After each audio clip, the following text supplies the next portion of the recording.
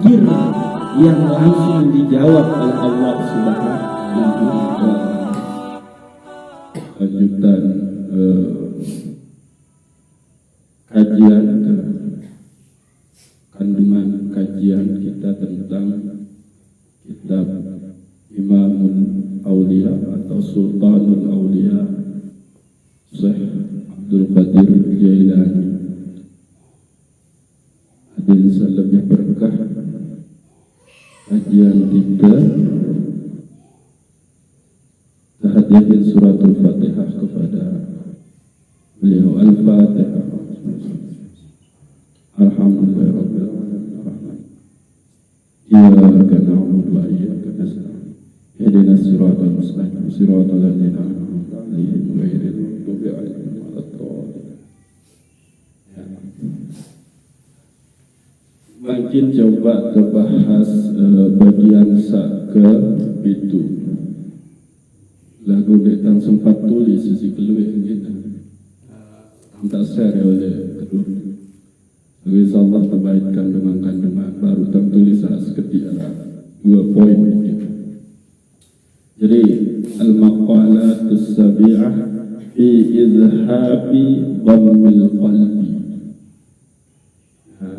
Bagian ke-7 niki adalah menghilangkan kegundahan qalbu, menghilangkan keresahan qalbu. Jadi kita coba kaji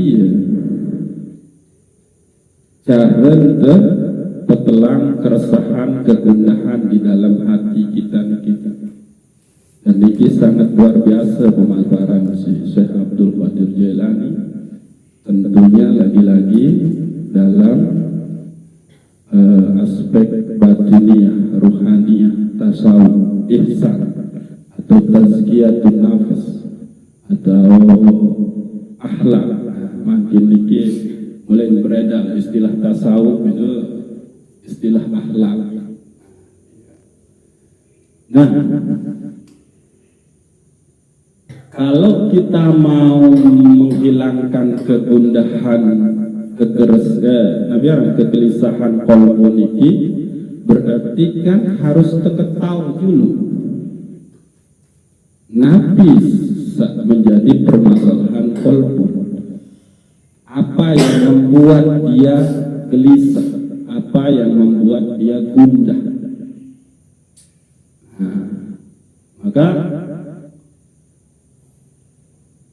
terpulangin ojok masing diri kita sebetulnya. Lagu Arab perincian dengan Syekh Abdul Qadir Jailani.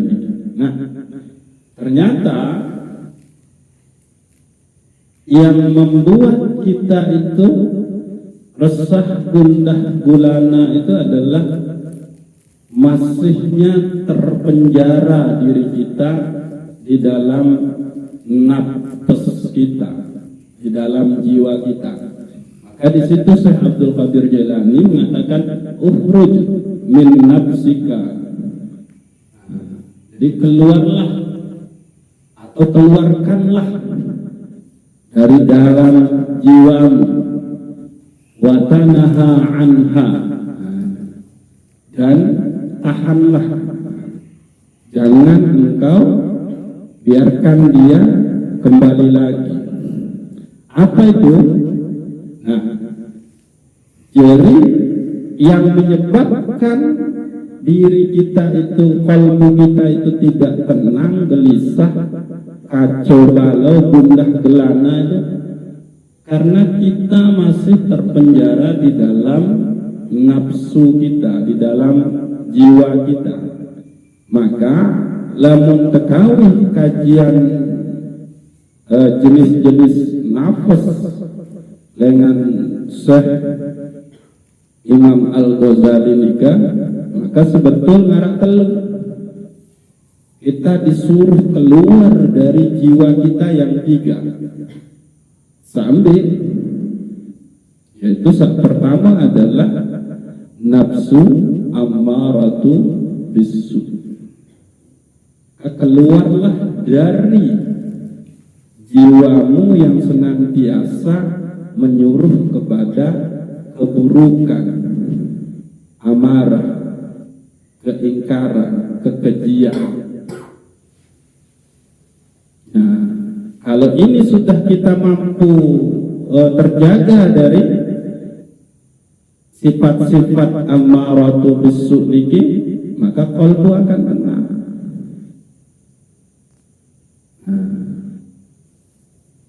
Tapi ternyata kita masih terikat oleh itu semua. Arah masalah seperti kita merasa itu berat, akhir muncul amarah, keluarlah kata-kata yang tidak, keluarlah suuzon, keluarlah apa pun selengi-lengi. Nah, kalau mau hatimu tenang, maka keluar dari nafsu ammaratu bisu. Nah, setelah itu keluar juga dari nafsu lawwam, nafsu yang selalu menyesali dirinya.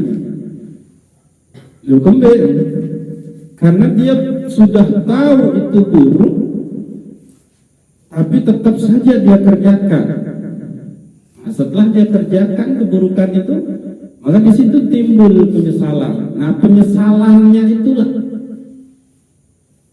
yang membuat qalbunya gundah gulana, resah, gelisah. Itu.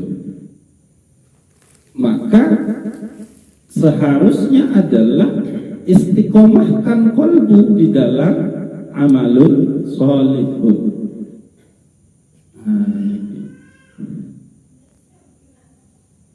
Nah, saat ketelu berarti kita disuruh keluar dari nafsu mulhamah. Nah, nafsul mulhamah niki adalah jiwa yang sudah mendapatkan ilham tentang yang fujur dan tentang takwa. Fa'alhamaha fujuraha wa taqwaha. Maka kami beritahukan, maka kami ilhamkan kepada jiwa bahwa ada dua kekuatan yang akan menggiringmu ke dalam, yaitu yang fujur dan takwa, kekejian, keingkaran dan ketakwaan. Maka kita pilih yang mana?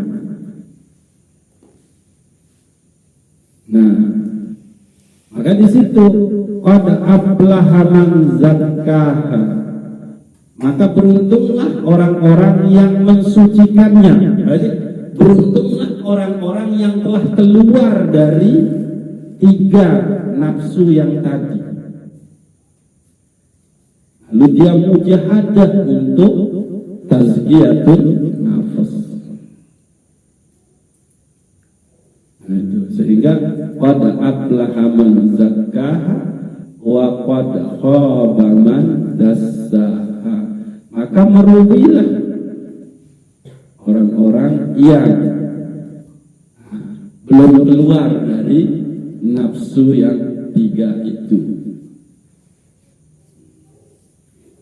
Rugilah orang-orang yang menodai jiwanya.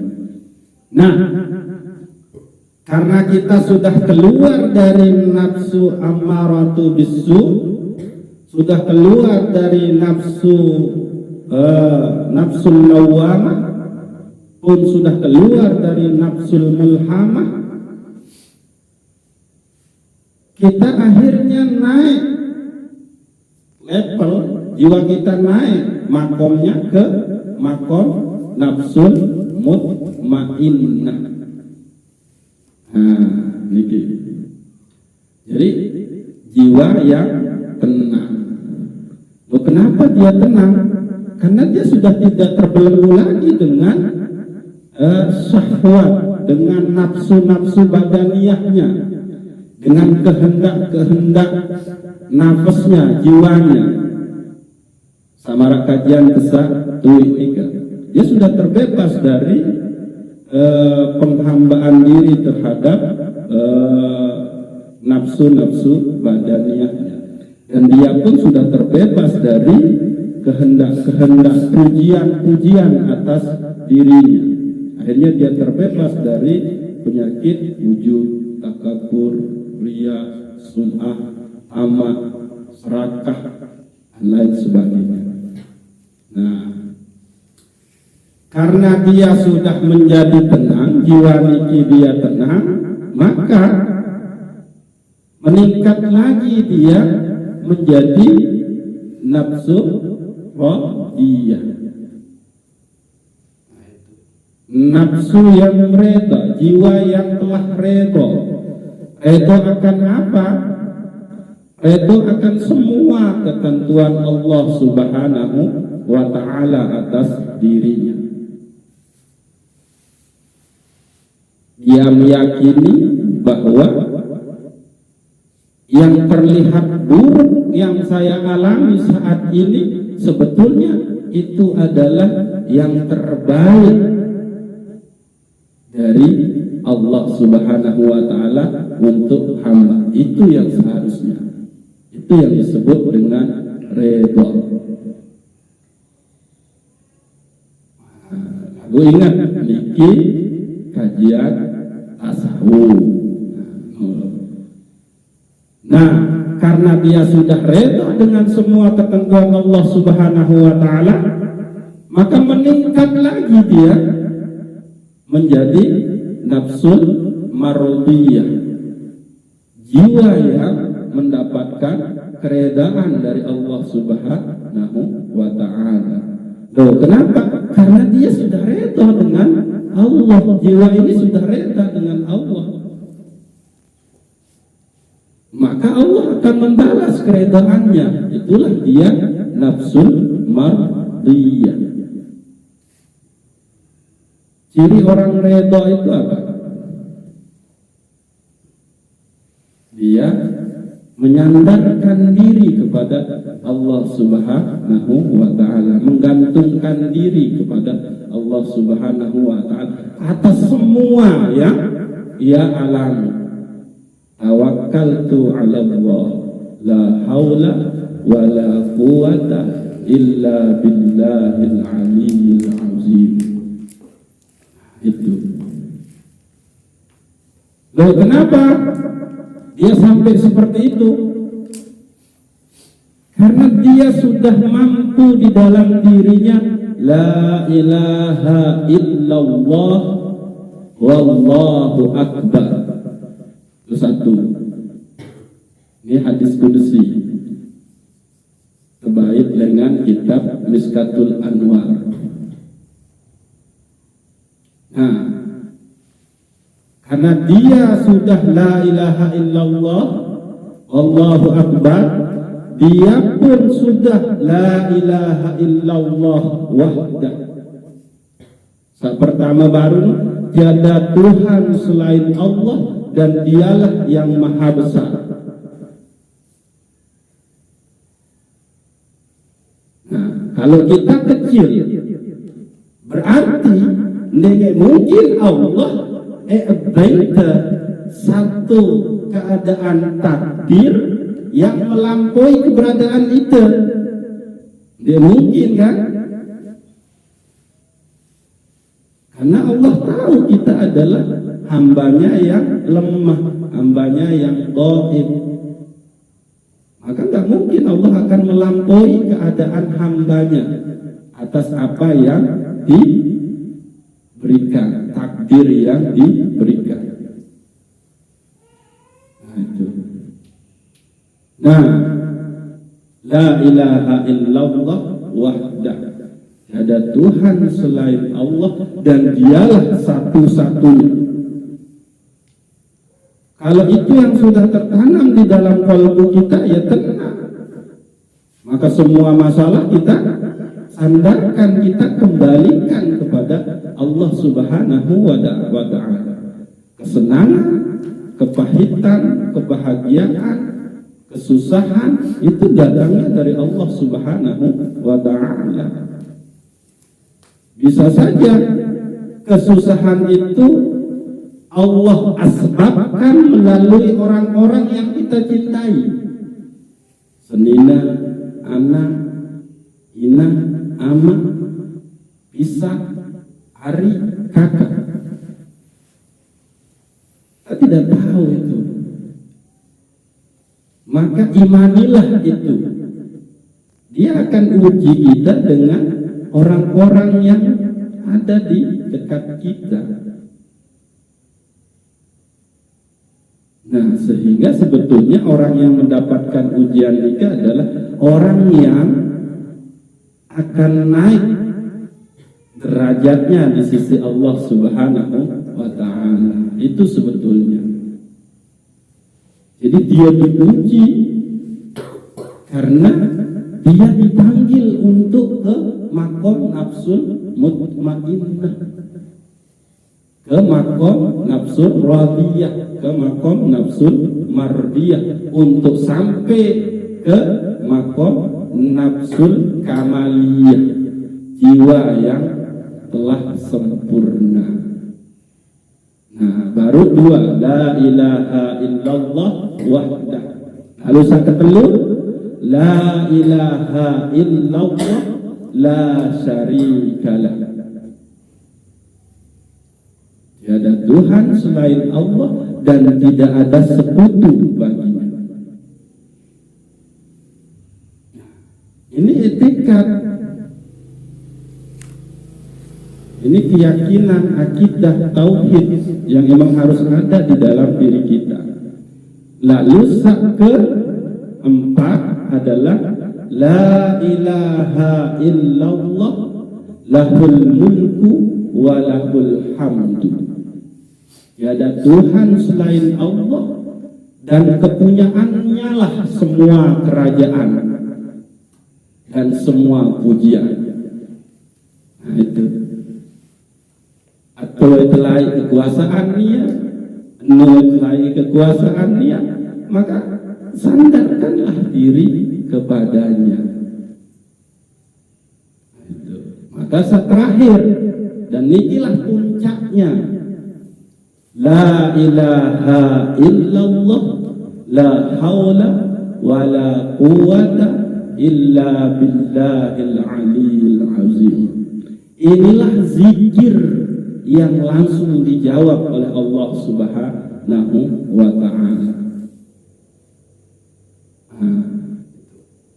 Nah, saat terakhir berarti itu adalah nafsul kamaliyah, jiwa yang telah sempurna.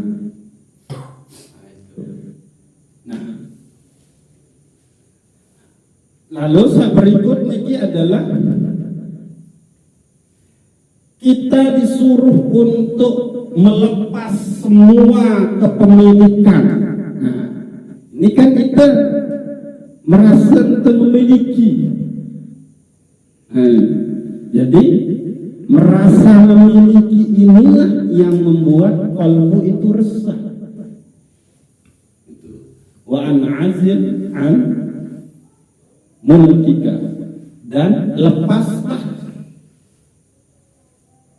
sesuatu yang engkau merasa memilikinya. Kita merasa badan ini itu gede.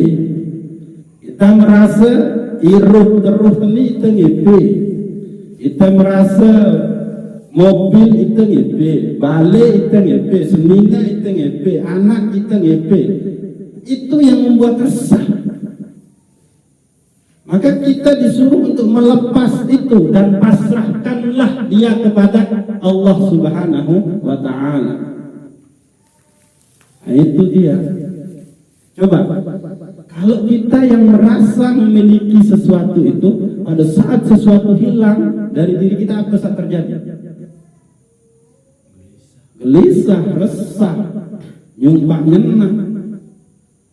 Tapi kalau ternyata itu kita yakini adalah miliknya Allah, kita kembalikan kepada Allah pada saat dia hilang, berarti emang Allah membuat asbab untuk mengambil kembali apa yang Allah miliki dari kita. Sangka oper musik dengan lain, ojok dengan lain. Itu. Entah toper secara gaib atau toper secara terpaling, terserah Allah, suka-suka Allah. Jangan lebih asbab. Nah, itu. Jadi orang-orang yang masih terpenjara dengan merasa memiliki, masih ada ego di dalam dirinya, maka jaminannya adalah qalbunya akan gundah gulana, resah. Maka ukhrujlah, keluarlah dari itu, kata Syekh Abdul Qadir Jailani. Allah pemilik, engkau tidak bisa mengatur dirimu sendiri. Allah lah yang mengaturmu.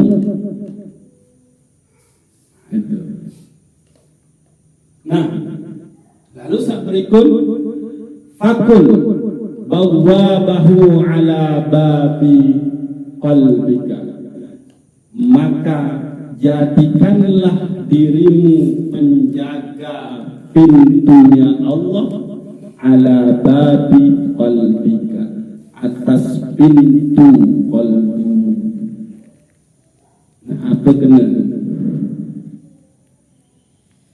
Jadi dendek pertama jaga qalbu ni, karena qalbu ni adalah tempatnya Allah.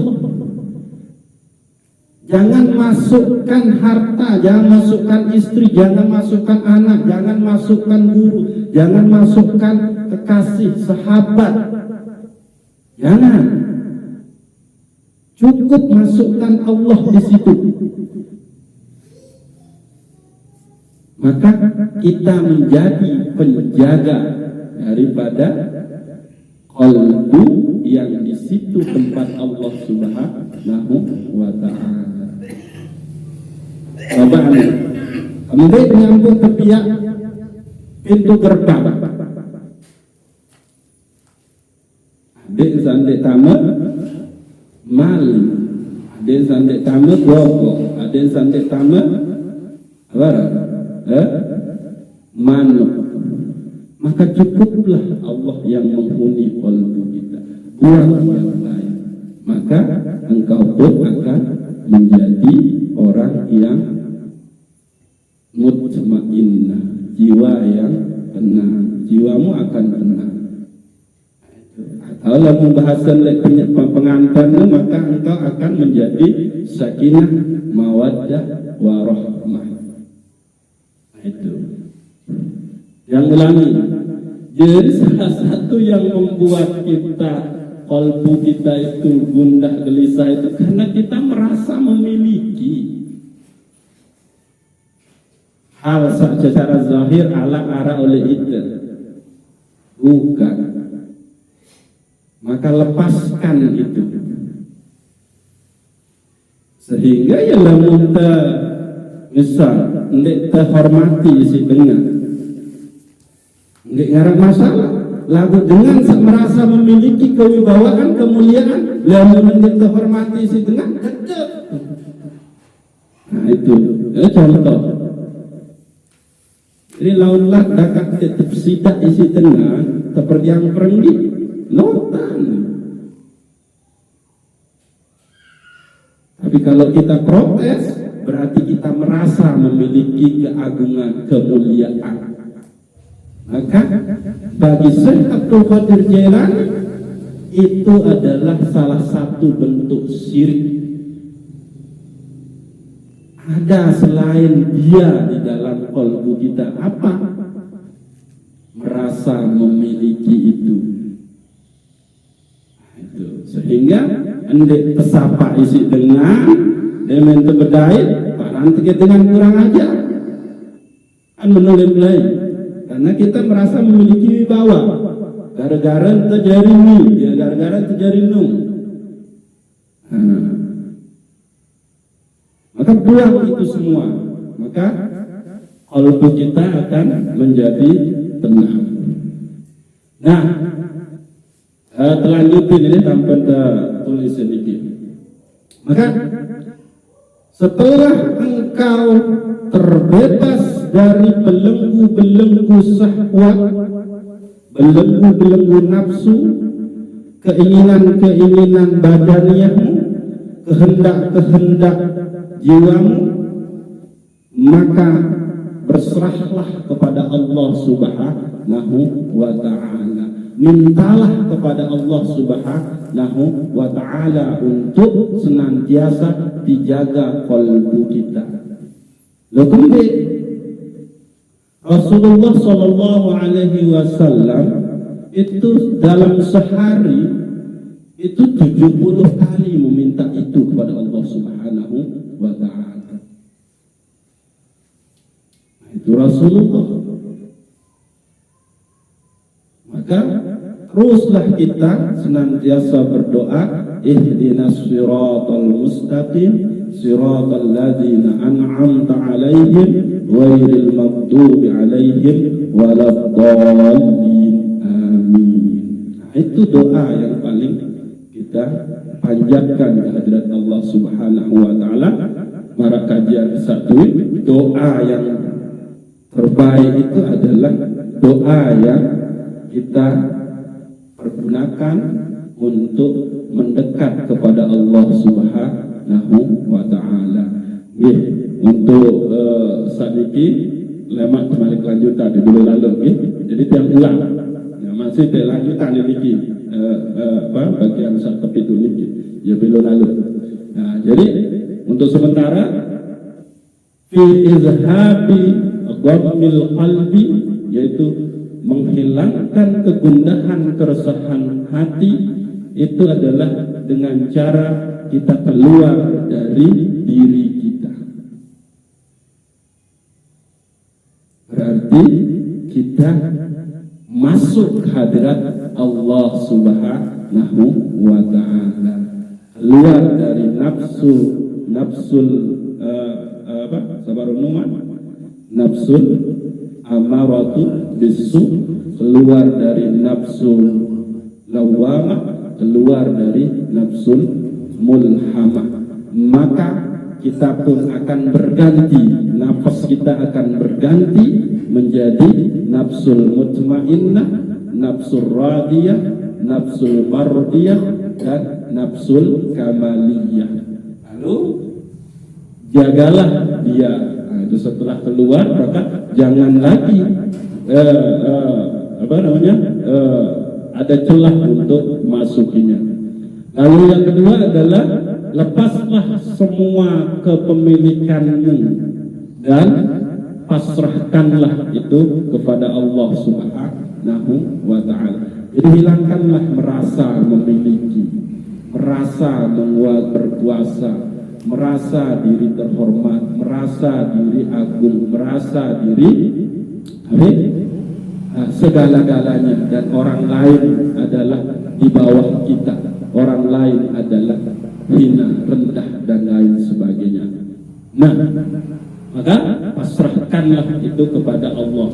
Fakun bawabahu ala babi qalbika, maka jadilah engkau penjaga pintunya,